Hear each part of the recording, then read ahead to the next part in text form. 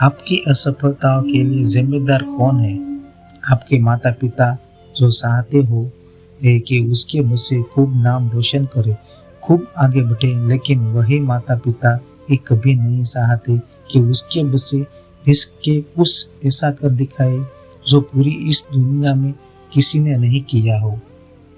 भारतीय माता पिता ये तो यही चाहते हैं कि उसके बच्चे घर के अंदर ही रहे, दिन भर घर के अंदर रहे और कुछ ऐसा कर जाए जो कि पूरी दुनिया में उसका नाम हो। या फिर हमारा एजुकेशन सेल्समैन जो कि लाड के मेलों में 1875 में सिर्फ इसलिए बनाया था ताकि वो हमें मानसिक रूप में गुलाम बना सके, उसकी हर बात वो हमसे फॉलो करवा सके और उससे अपना कोई भी दिमाग नहीं लगाए। और आज वो भी रहा है।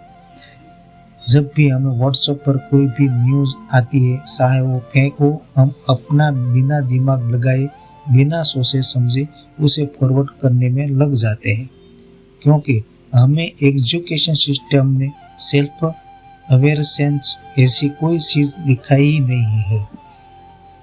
हमारा एजुकेशन सिस्टम तो हमें इतिहास रटना सिखाता है, ना कि इतिहास रचना। और सबसे बड़ी खुद दुख की बात तो यह है कि जिस एजुकेशन सिस्टम में हम पढ़ते हैं, हर दिन जहाँ जाते हैं, वहीं पर हमारा राष्ट्रगान जो कि जन गण मन अधिनायक जय है, हम उसे गाते तो है, लेकिन कई भारतीयों को उसका मायना ही नहीं पता या फिर जिम्मेदारी है हमारी सरकार। जहाँ यदि एक युवा सरकारी नौकरी पाने के लिए निकलता है तो उसके नौकरी को पाने के लिए उसको अपने जैसी लाखों युवाओं के साथ प्रतिस्पर्धा करना पड़ता है।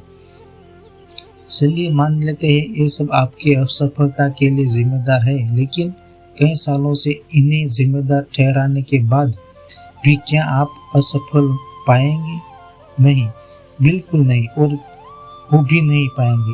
15 से लेकर 30 साल तक युवा ऐसे कौन से गलतियां करता है जिसके कारण पहली चीज जो आपके जीवन को बर्बाद कर दे रही है। आज कोई भी इंसान अपनी पत्नी, अपने बच्चों, अपने माता पिता से भी ज्यादा समय अपने फोन के साथ गुजरता है। चाहे काम हो या ना हो, वो दिन भर अपने फोन को देखता रहता है। जैसा क्या है, इस फोन में हर इंसान के फोन में 5 से 6 ऐसे एप्लीकेशन होते हैं जिसमें वो दिन भर लगता होता है। हर कुछ देर में उन्हें वो खोलता है, फिर बंद करता है, खोलता है, फिर बंद करता है। इसमें बात बहुत अच्छे से पता है कि इसमें सबका बहुत सारा समय बर्बाद हो रहा है, लेकिन उसके बाद भी वो ये करता रहता है। दूसरा सबसे बड़ा कारण है कि आज के युवाओं का रिलेशनशिप जो साल में मौसम की तरह कई बार बदलता है। पहले से परेशान रहते हैं कि हमारी जिंदगी में कोई है नहीं, जब कोई आ जाता है, जब परेशान रहते हैं कि ये आया क्यों, और जब वो उसे छोड़कर चला जाता है तो फिर परेशान रहते हैं कि उसने हमें धोखा दिया और इसने धोखे से उभरते के लिए वो अपने जीवन के कई सारे साल को बर्बाद कर देता है।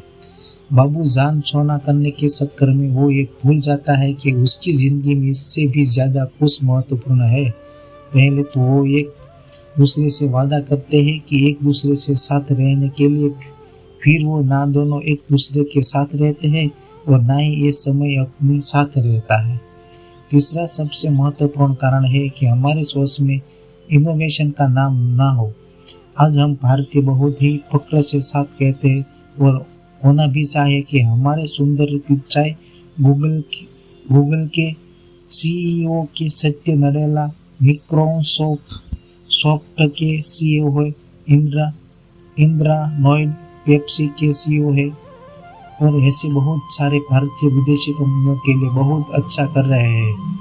लेकिन आज हमें और हमारे देश को इस बात की ज़रूरत है कि हमें ऐसी कंपनियों में नौकरी करने के बजाय ऐसी कंपनियां खुद खड़ी करें। लेकिन हमारे देश में तो उल्टा ही हो रहा है। फ्लिपकार्ट और पेटीएम जैसी बड़ी कंपनी बनाने के बाद भी हमें उसका मालिकाना हक विदेशी कंपनियों को दे दिया। यही हम ध्यान लगाए कि बड़ा नौकर बनने से ऐसा है कि हम छोटा मालिक बन जाए तो हम अपने लिए और अपने देश के लिए बहुत कुछ अच्छा कर पाएंगे। खुद की गलतियों को जानने के लिए बाद भी तब एक काम नहीं बनेगा जब तक हम उस गलतियों को सुधार ना लें। मेरी बात हमेशा याद रखना कि इस दुनिया को सुनाई कमजोर दिखाई ज्यादा देता है, इसलिए आप बोलते हैं कि अपेक्षा करके देखो में भरोसा रखें। कई बार आप अपने फैमिली पर गुस्सा हो जाते हो कि वो आपकी बात नहीं मानते। क्यों माने? सालों से आप सिर्फ बोलते तो हो, आज आ रहे हैं कि मैं ये कर डालूंगा, वो कर डालूंगा, लेकिन आपने उसे करके नहीं दिखाया। जिस दिन आप उन्हें करके दिखाएंगे, सिर्फ फैमिली नहीं पूरी दुनिया आपकी बात मानेगी। आपको अपने साथ इम्प्लीमेंट करना होगा। दुनिया जरूर कहती है कि एक लक्ष्य बनाओ और उसे हासिल करके दिखाओ, लेकिन उस एक लक्ष्य को बनाने से पहले आपको कई बार अपने साथ एक्सपेरिमेंट करना होगा। जैसे हुसैन बोल्ट बहुत ही अच्छे क्रिकेटर थे, लेकिन उन्होंने अपनी प्रतिभा को पहचाना और दुनिया के सबसे तेज धावक बने। महेंद्र सिंह धोनी जो पहले बहुत ही अच्छा फुटबॉल खेलते थे, लेकिन अपने आप को जाना पहचाना और भारतीय टीम के सर्वश्रेष्ठ कप्तान बने। ऐसे ही आपको भी अपने साथ एक्सपेरिमेंट करना होगा और उसके बाद आगे बढ़ना होगा। अब जब एक्सपेरिमेंट में आप कई बार गिरेंगे, लोग आपको बुरा भला कहेंगे, ताने मारेंगे, कहेंगे ये तुम्हारे बस की बात नहीं है, लेकिन तुम कभी हार मत मानना। अपनी गलतियों को पहचानना, उन्हें जानना, उठे ठीक करना और जिंदगी में आगे बढ़ना। गीता में भी हमें यही समझाता है कि हमारे साथ सिर्फ कर्म करना है, फल का अधिकार हमारे हाथ में नहीं है, वो हमें ईश्वर देंगे। अच्छे कर्मों का अच्छा फल और बुरे कर्मों का बुरा फल। इसलिए आप हमेशा तैयार रहिए। आशा करता हूँ कि मेरी बात आपको समझ में आई होगी।